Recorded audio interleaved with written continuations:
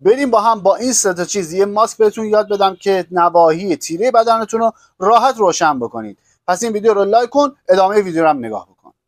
نیاز داریم به سه تا چیز: پودر نشاسته ذرت. حالا مقدار اینها بستگی داره به مقداری که شما میخواید روی بدنتون بذارید. اگه حالا کل بدنه یا نواحی تیرهتون خیلی زیاده، باید مقدار بیشتری درست کنید. یک بار درست کنید دستتون میاد. اول با یک قاشق غذاخوری شروع بکنید، بعد کم کم میتونید اضافه بکنید. دومین چیز پودر نخود خامه. حواستون باشه آرد نخودچی نیست، پودر نخود خام.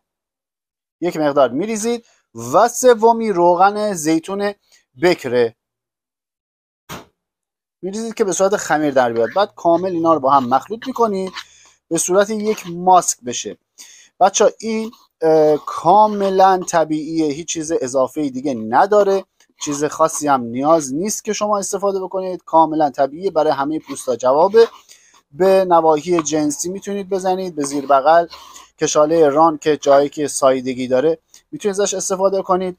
یک مقدار که به این صورت رسید، یعنی خمیر نسبتا شل، ازش میتونید استفاده کنید. 10 دقیقه الی 1 ربع روی پوست بذارید و بعد با آب گرم میتونید شستشو بدید. استفاده کردن از صابون زردچوب هم خیلی میتونه به تاثیر این ماسک کمک بکنه.